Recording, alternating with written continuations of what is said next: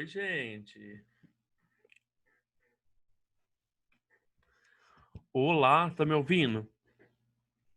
Augusto, tá me ouvindo? O que é esse escuro, Augusto? Tá dormindo? Tá na cama ainda?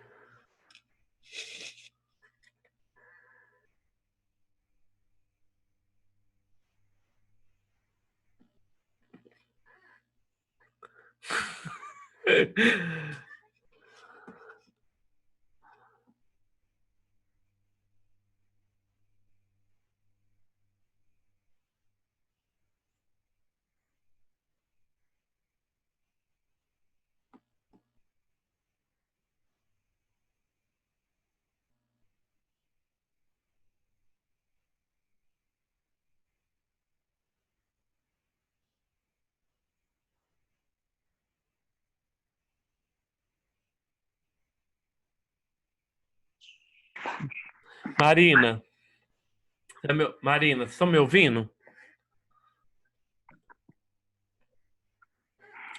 Bom dia, bom dia, bom dia. Alguém, vocês estão me ouvindo?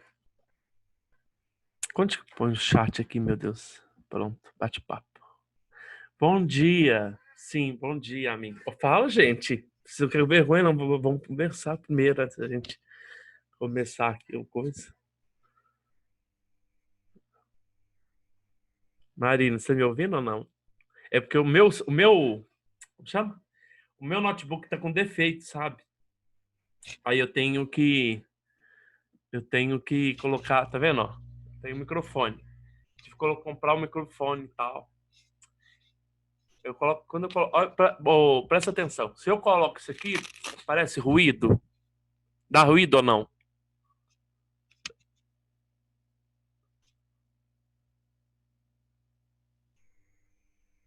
Ah, mais longe, mas mesmo assim dá ruído ou não? Quando eu coloco a espuminha nele.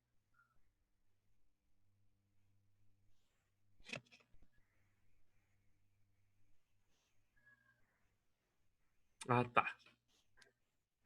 Gente, por que vocês não conversam? Vocês ficam só assim, tipo, eu vou dar aula e ninguém vai aparecer, não?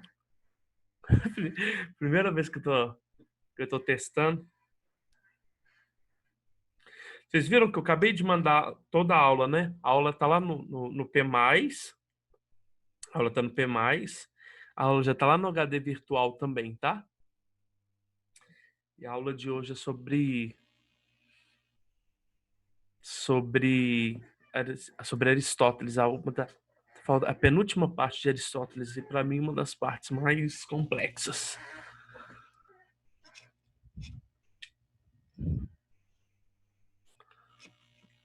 Espera mais alguém entrar, né? Vou esperar até 8h35, né? Ah, fala não, bem. Eu amei Platão. Não, eu sou apaixonado com Platão. Pena. Quando eu ia dar aula sobre. Quando eu ia dar aquela aula vestido de mulher, né? Deu errado, que era de Sócrates. Não deu tempo de fantasiar, não.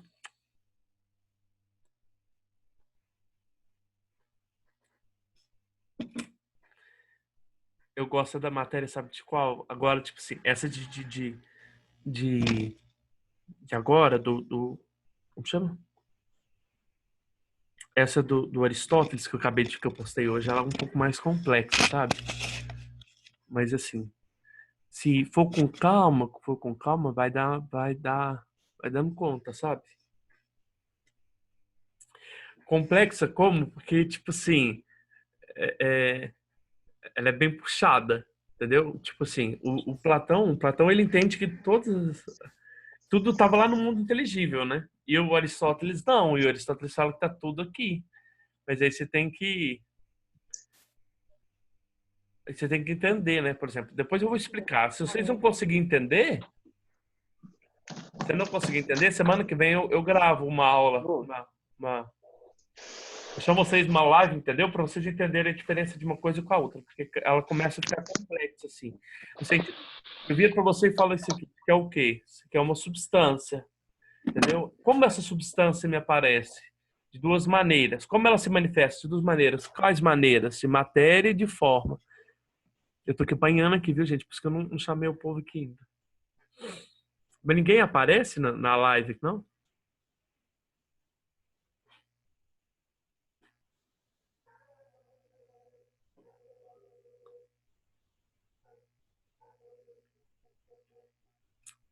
Gente, eu tô me sentindo, parece que eu tô falando sozinho, sem olhar pro rosto de vocês. Ai, ai.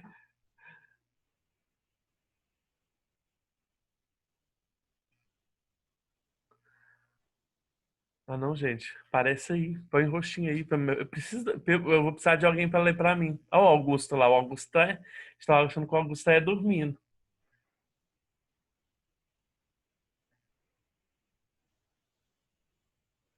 Eu também. Eu acredito que eu coloquei despertador para me acordar, senão eu tinha, pá, tinha perdido a hora.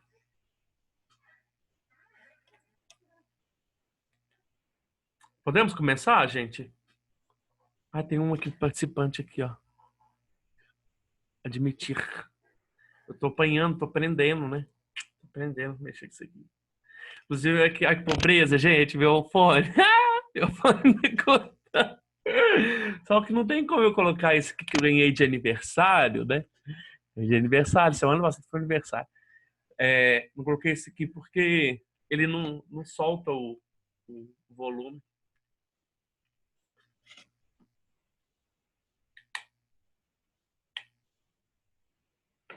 Pode começar então? Então, deixa eu compartilhar a tela aqui, ó.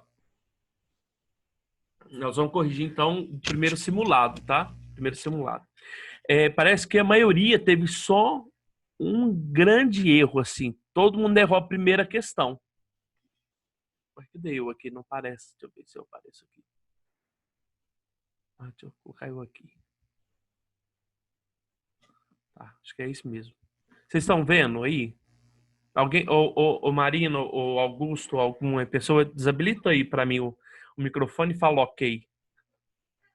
Ok. Ok. Nossa! Que voz grossa! A voz de quem acorda. Aqui, então, na primeira questão desse simulado, parece que na hora que eu recebi ela, mas já paguei. Todo mundo errou nessa primeira questão aqui. Eu não entendi o porquê, mas vamos lá. Para mim é uma das questões mais fáceis que tem, né? Não sei se, né, tem tanto tempo que vocês também não tá tendo contato, né? E também filosofia é novidade para vocês, então a gente entende uma certa parte, né? E também essa não é fácil de encontrar na internet, né? Então vamos lá. Na Grécia Antiga, principalmente na cidade de Atenas, no século V a.C., desenvolveu-se uma corrente de pensadores conhecido como sofistas. Sofistas, do grego vem de sophos, filosofia, significa amizade pela sabedoria, né? Então, o que significa... Será que tem gente chamando aqui? Porque eu tô tendo um trem que mais bate-papo. Só um pouquinho, viu, gente? Eu tô aprendendo a mexer nesse trem aqui hoje. Todo mundo errou literalmente. Vou jogar isso aqui pro cantinho aqui pra me ver o que vocês estão falando. Ai, sumiu. Nossa senhora, peraí, gente. Pronto, voltou. Então você sabe o que significa a palavra sofistas, né? Grandes mestres, sábios, né? Eram viajantes, né? Eles não poderiam participar das águas porque eles não eram nascidos na cidade de Atenas, né? Então é assim que foi desenvolvendo a filosofia desses grandes mestres, né? Abaixo, olha lá, eram pagos para ensinar os jovens, principalmente a arte da argumentação. Abaixo, considere as afirmações sobre a importância que essa arte tinha em seu pensamento. Primeiro, os sofistas não acreditavam. Ai, deixa eu jogar aqui pro ladinho aqui.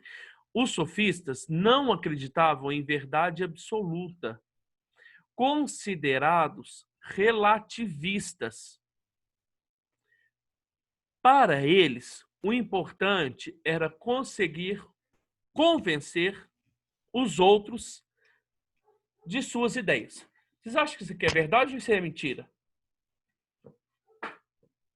Olha para você ver, não acreditavam na verdade absoluta. Não, o Sócrates achava que tinha uma possibilidade de todo mundo atingir o conceito de bondade, de justiça, de verdade, o conceito de celular, todo mundo, quer dizer, todo mundo ia chegar a uma verdade absoluta.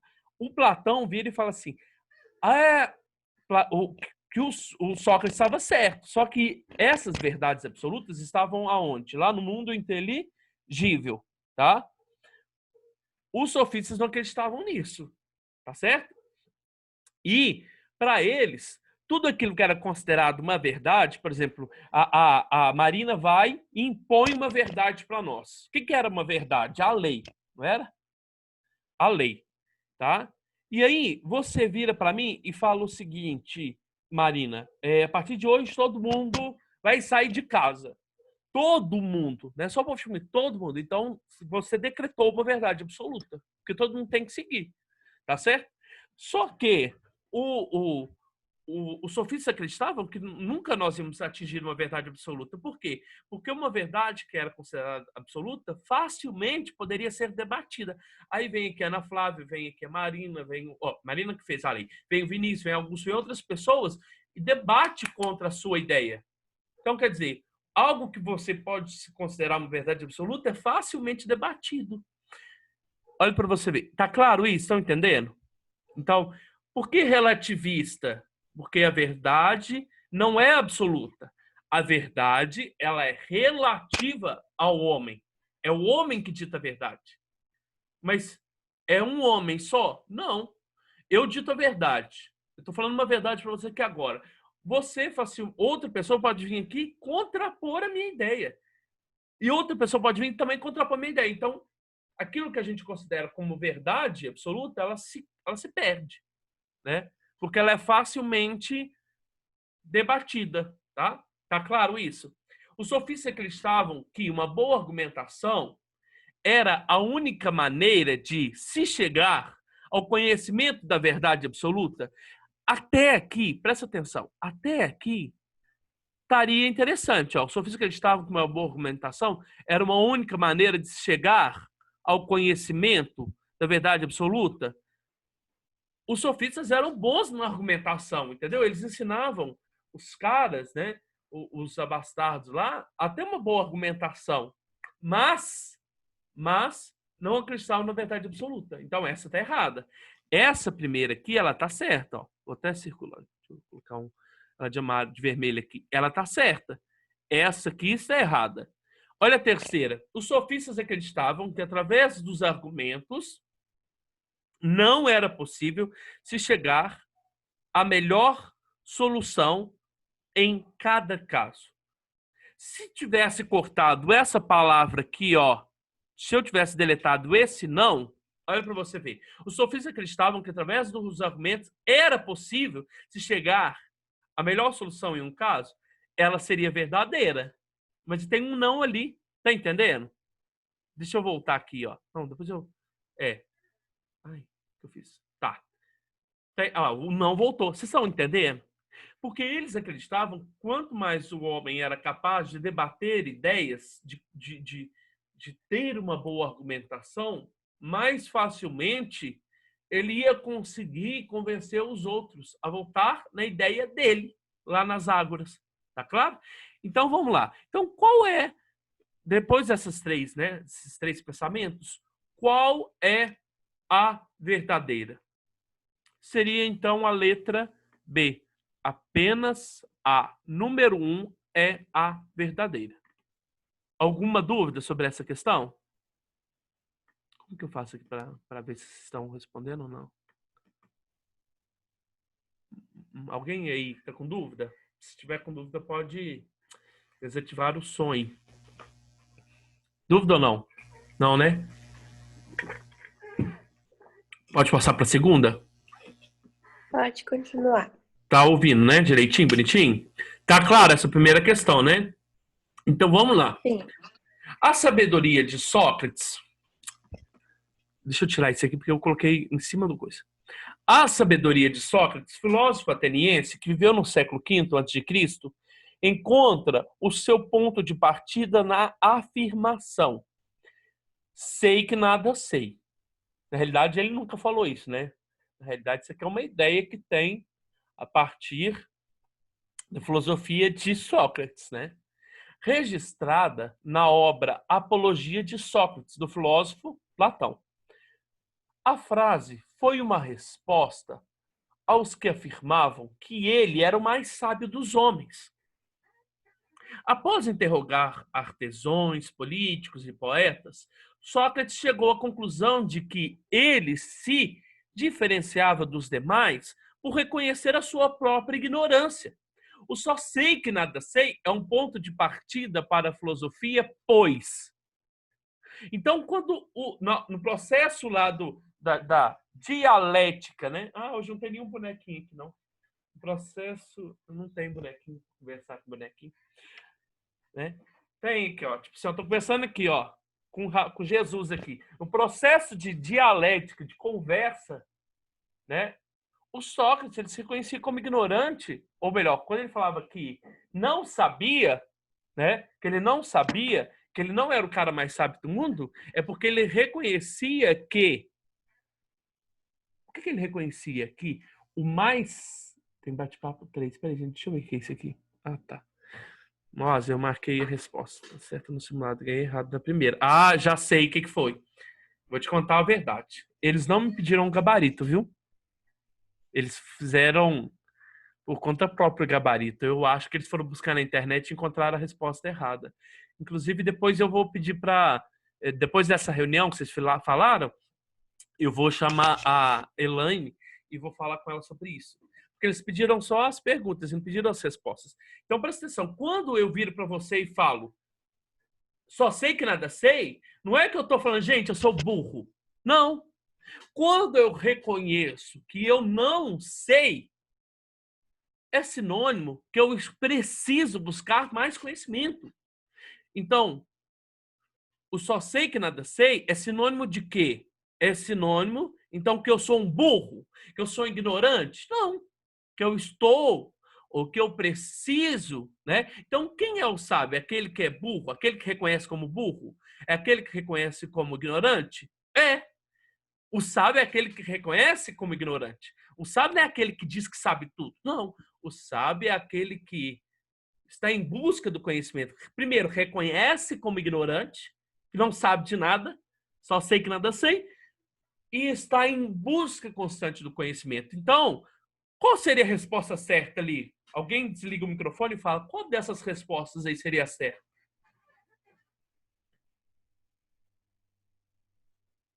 Vai, Ana Flávia, você desabilitou e habilitou de novo? O só sei que nada sei é reconhecer-se... Amigo, Oi. eu marquei a letra A, tá certo? Olha lá. Quem é? Também. Eu acho que é. Quem que é quem que é o ignorante? Desculpa, quem que é o sábio? O sábio é o sábio é o humilde. O sábio é aquele que vira para você e fala assim: "Ô Augusto, Vinícius, eu não sei, cara, mas peraí, na próxima aula eu vou descobrir". Aí, ó, o que eu vou fazer? Eu vou ler, vou buscar mais informação para na próxima aula eu saber te responder. Agora, o sábio não é aquele que vira para você, na hora que você pergunta alguma coisa na minha aula e eu não sei, e eu finjo que sei e passo uma informação errada para você. Esse não é sábio, né? Isso que o Sócrates está querendo apontar. Porque os sofistas, eles passavam-se por sábio, né? Por inteligente, por intelectuais. Só que eles não eram inteligentes. Não, poderia até ser. Mas eles eram espertos, porque eles usavam da inteligência deles para vender o conhecimento deles. Tá certo?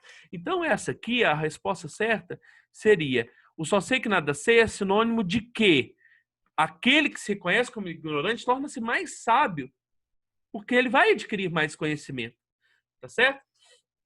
Vamos lá, então. Tá claro? Então, vamos lá. Nós vamos falar sobre Sócrates, tá? Ainda. Pena que eu não vesti de mulher em Sócrates, não deu tempo de fazer nada que eu queria. Mas vamos lá, Sócrates. Uma conversação de tal natureza transforma o ouvinte. Porque quando a gente está conversando, uma coisa madura, né? Uma coisa tranquila, né? Não besteira, fofoca, porque fofoca não leva a... Quando a gente está conversando alguma coisa interessante sobre alguma matéria, né? Essa conversa é uma conversa que vai mudando a pessoa, né? Porque você vai adquirindo conhecimento a partir daquilo, né?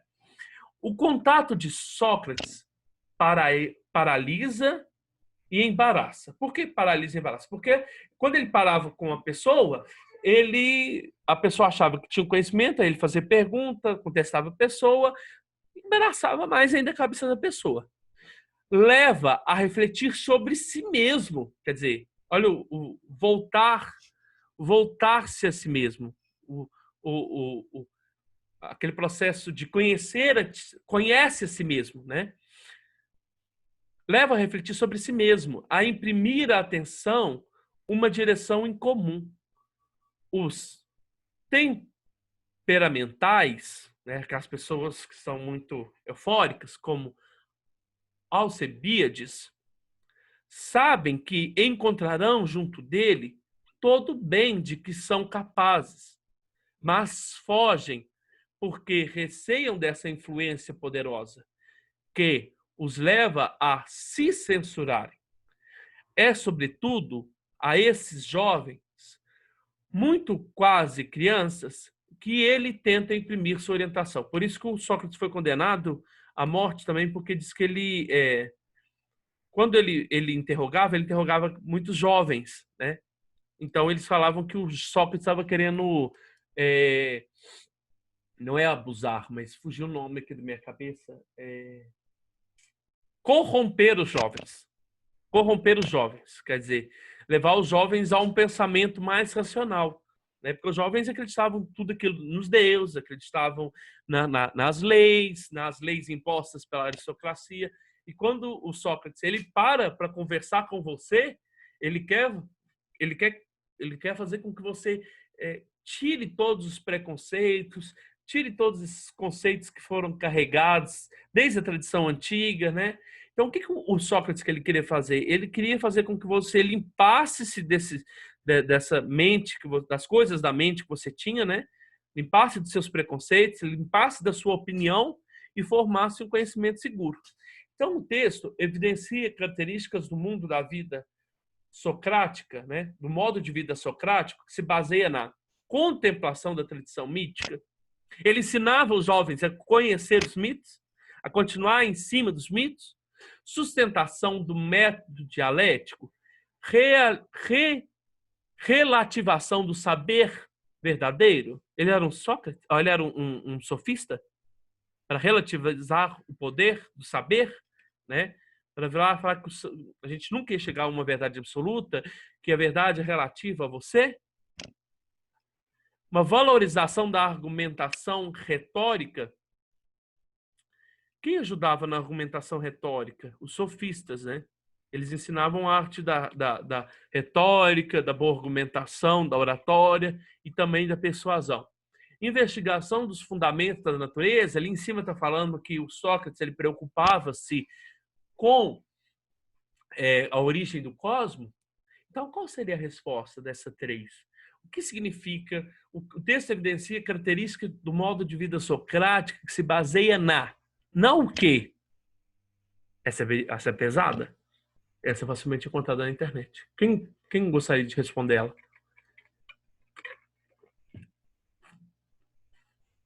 É a letra C, Ari? Qual? Letra C? Não. Olha lá para você ver. Quando uma conversação de tal natureza...